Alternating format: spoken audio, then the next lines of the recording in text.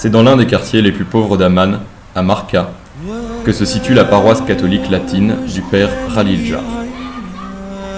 Dans cette zone, au nord-est de la capitale, habitent plusieurs centaines de familles de réfugiés de la plaine de Ninive, arrivées en Jordanie en 2014 pour fuir l'invasion de Daesh. Vivant dans la précarité et l'attente, ces réfugiés sont devenus dépendants de l'aide humanitaire et de l'intercession des prêtres, comme le père Khalil. 9 de ces familles ont été hébergées directement au sein de la paroisse et vivent maintenant depuis 1 an et demi, au jour le jour, grâce au père Khalil, qui leur fournit le chauffage, la nourriture et le logis. L'école latine de Marca accueille également près de 500 enfants, chrétiens et musulmans, dont 140 enfants réfugiés irakiens. Le curé de la paroisse de Marca, le père Khalil Jar, est issu d'une famille chrétienne catholique de Bethléem. Ordonné prêtre en 1976, il a été envoyé dans la ville de Zarqa en Jordanie, où déjà il s'est occupé des réfugiés de la première guerre du Golfe. Après avoir enseigné 2 ans comme professeur de l'histoire de l'Église à Jérusalem, il est envoyé dans plusieurs paroisses jordaniennes avant d'arriver à Marca. C'est ici, en 2014, qu'il accueille les premières familles de réfugiés irakiens qui fuient la barbarie de l'État islamique. Aujourd'hui, j'ai quelques 9 familles qui continuent à vivre avec moi à l'église. Et tout autour de l'église, de notre paroisse, nous avons quelques 400 à 450 familles qui vivent comme réfugiés. Il y a déjà 1 an et demi, quand ISIS, Daesh, a pris le contrôle de Mossoul, Caritas m'avait appelé pour me dire que mon père, nous avons beaucoup de réfugiés chrétiens qui arrivent de Mossoul. Est-ce que vous pouvez recevoir dans votre paroisse quelques familles? Je dis bien sûr, envoyez-les immédiatement. Vous imaginez la situation de ces familles qui ont été chassées en moins de 24 heures de leur maison. Tous étaient des familles à l'aise, n'est-ce pas? Ils sont arrivés ici avec rien. Donc, j'ai dû leur préparer le premier souper. C'était très simple, mais plein d'amour. Donc, Caritas a beaucoup fait du bien. Ils nous ont aidés aussi, parce que dès qu'ils sont arrivés, ces réfugiés, moi je n'avais pas la moindre possibilité de recevoir ces gens-là.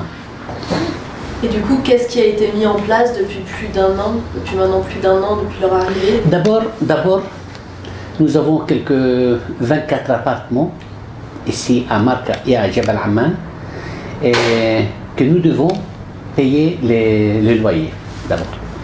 Deuxièmement, il faut trouver les matelas, les couvertures, tout ce qu'ils ont besoin dans ces appartements. Troisièmement, il faut leur donner de temps en temps quelque chose pour manger, parce que étant réfugiés et en Jordanie, et la Jordanie ne leur donne pas la possibilité de travailler.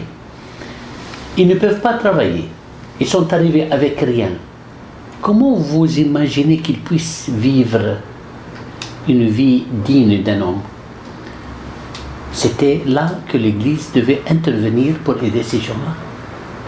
C'est vrai que nous allons rendre compte devant Dieu de nos paroles. Mais en même temps, nous allons rendre compte aussi de notre silence.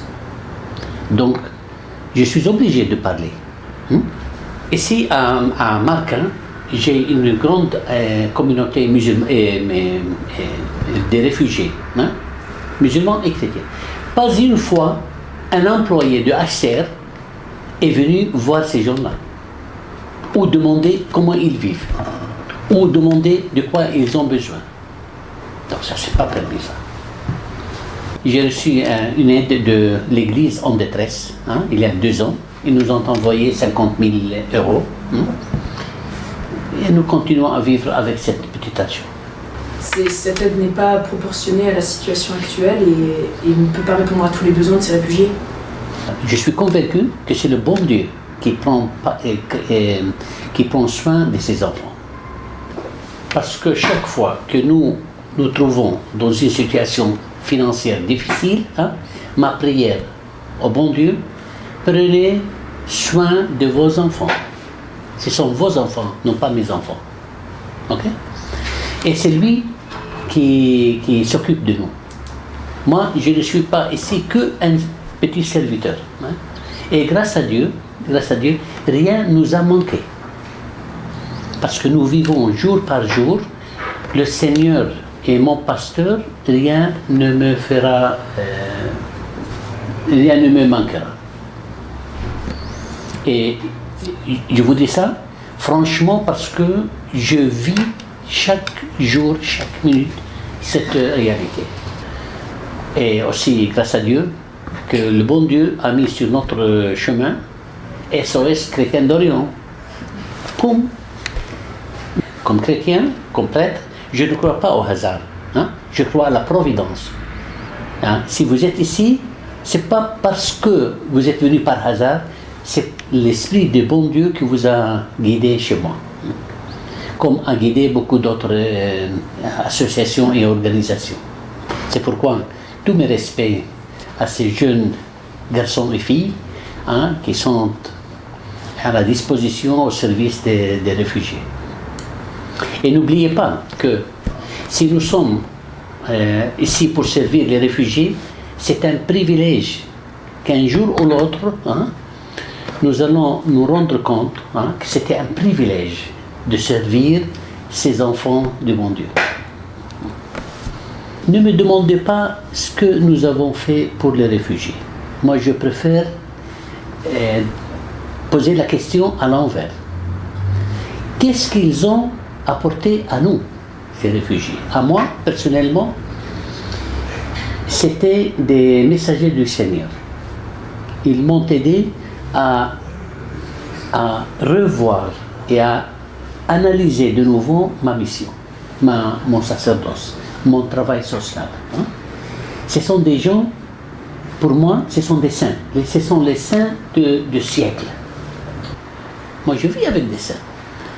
Ces familles qui ont tout quitté pour garder leur foi en Jésus. Qu'est-ce que nous pouvons appeler ces gens-là? Ce sont des saints. Ce sont des martyrs.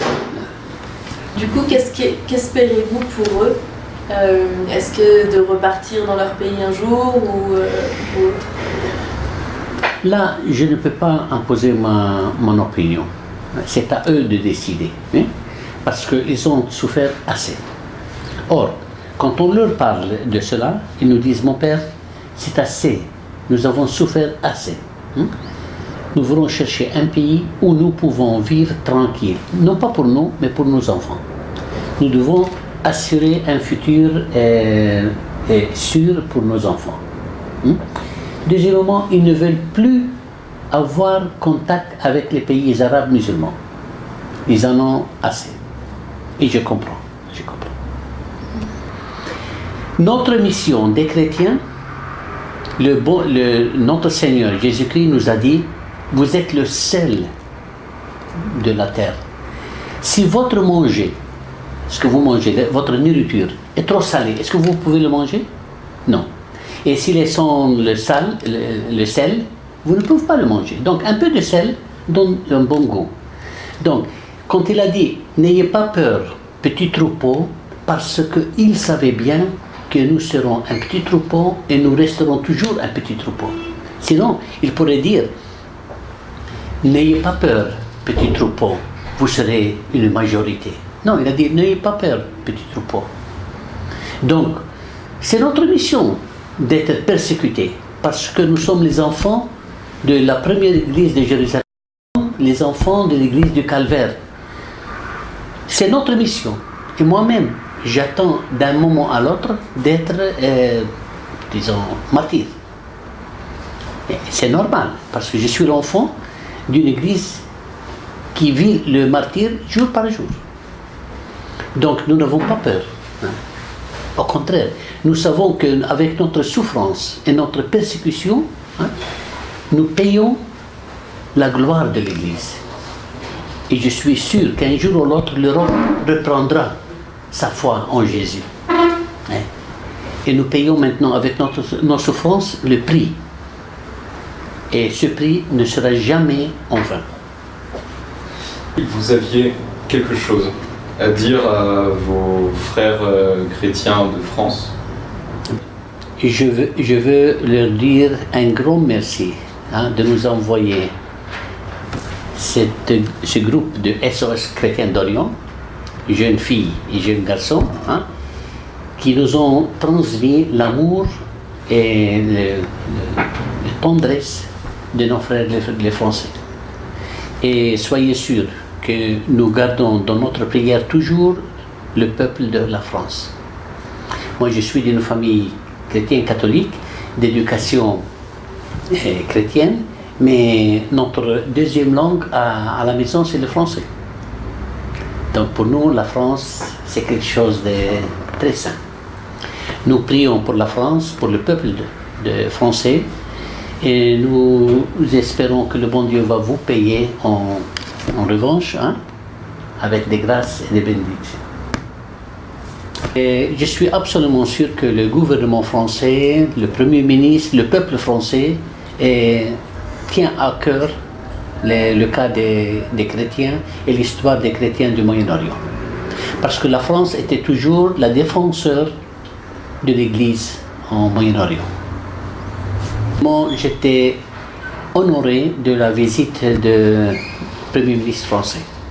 Vraiment, le fait de venir trouver ces pauvres réfugiés, c'était une consolation pour eux et pour tous les réfugiés qui sont à l'entour de Maca.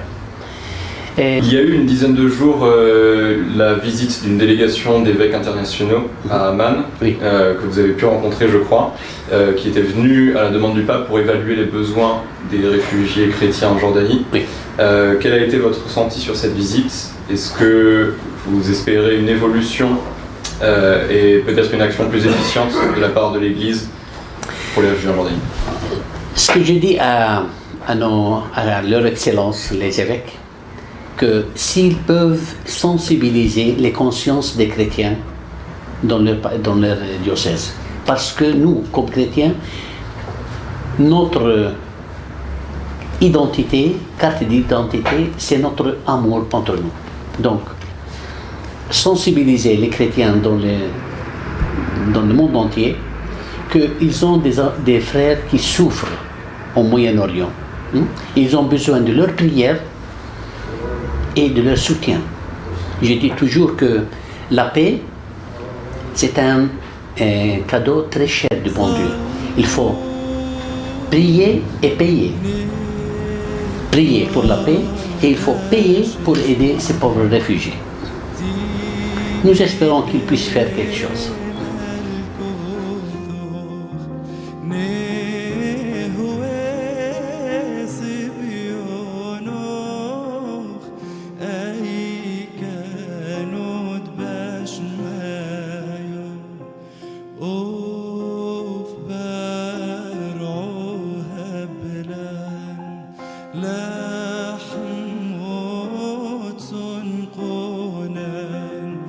يوم